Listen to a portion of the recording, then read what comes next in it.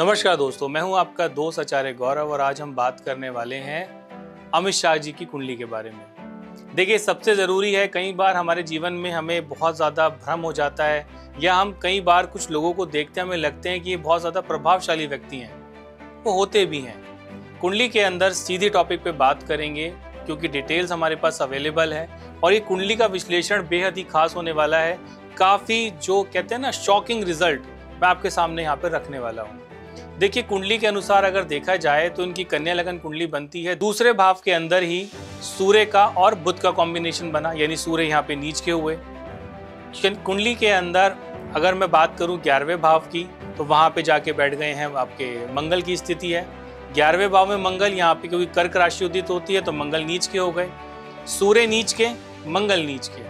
अब ठीक सूर्य के 180 डिग्री आगे कॉम्बिनेशन बनता है, यानी अष्टम भाव में चंद्रमा भी विराजमान है और छठे भाव के अंदर कुंभ राशि के अंदर शनि विराजमान है। इन कॉम्बिनेशनों को बताना बहुत जरूरी है। और सुख भाव में केतु है, दशम भाव में राहु है और बृहस्पति जो जाके बैठ गए हैं कुंडली के अंदर वो भाग्य स्थान में। हालांकि बृहस्पति वक्री हैं। जो इतनी चाणक्य नीति है या इतना जो कहते हैं ना माइंड, जब लोगों का जहाँ सोच बंद हो जाती है वहां पे इनकी सोच प्रारंभ होती है, यानी इतनी ज्यादा कहते हैं ना माइंड का बहुत तेज चलना।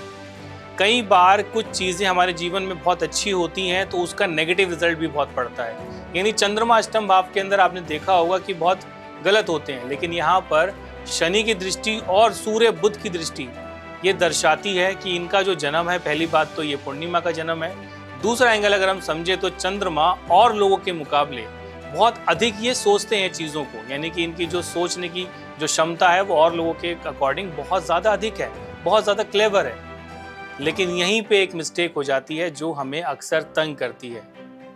चंद्रमा अष्टम भाव में है, शनि देख रहे हैं, सूर्य देख रहे हैं उसको पूर्ण दृष्टि से, बुध पूर्ण दृष्टि से देख रहे हैं, तो ये कॉम्बिनेशन चंद्रमा को बहुत क्लेवर तो बनाता है। लेकिन अष्टम भाव में चंद्रमा कई बार सडन होने वाली बीमारियां, जैसे हाल फिलहाल में 2023 का अगर मैं समय बताऊं, इनकी दशा मंगल में राहु का प्रारंभ होना।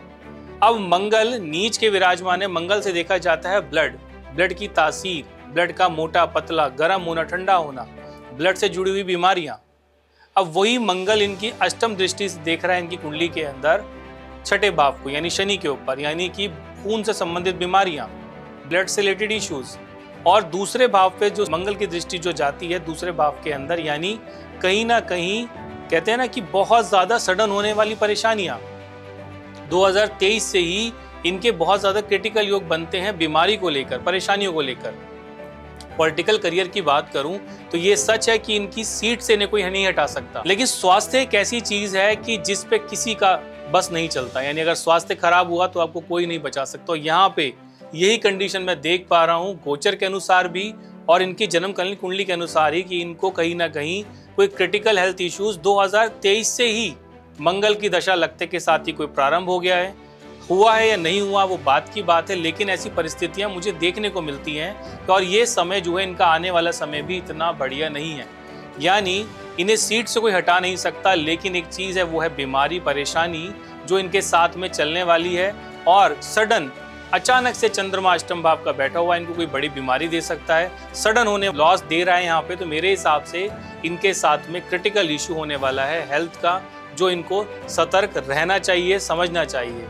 अगर समाधान भी करना चाहे तो मैं यही कहूँगा कि जितना हो सके शनि के बीज मंत्रों का अगर ये जाप करें तो विशेष लाभ होगा इनको। ये जो परेशानियां हैं, जो सडन होने वाले जो लॉसेस हैं, उनसे इनको बचने का प्रयास करना है। तो शनि के बीज मंत्रों का अगर जाप करेंगे तो इनके लिए बेहद खास और बेहद अच्छा रहने वाला है। ये जो शनि है, तीसरी दृष्टि चंद्रमा पे और मंगल की 8वीं दृष्टि जो है मार्केश की, वो शनि के ऊपर है। बहुत क्रिटिकल समय इनका जो है ये चल रहा है। तो मेरे अकॉर्डिंग चाणक्य हैं, बहुत अच्छा दिमाग है, बहुत तीव्र दिमाग है, लेकिन अगर स्वास्थ्य ही खराब हो जाए तो फिर कोई किसी भी दिमाग का कोई कुछ नहीं कर सकता, किसी भी बल का कोई कुछ नहीं कर सकता। तो इसीलिए मैं कहूँगा कि शनि को अगर प्रसन्न करेंगे तो आपके लगन का भी बचाव होगा और कोई बड़ी विपदा, कोई बड़ी परेशानी हेल्थ के ऊपर जो आएगी वो भी कहीं ना कहीं सिमट जाएगी। तो मेरे अकॉर्डिंग बस यही था एक छोटा सा वीडियो आपको समझाने का कि इनके लिए परिस्थितियां स्वास्थ्य के लिहाज से बहुत ज़्यादा गड़बड़ चल रही हैं 2023 से, और अभी आने वाला समय भी इनके लिए ऐसा ही रहने वाला है। तो आज के लिए इतना ही, इजाज़त दीजिएगा।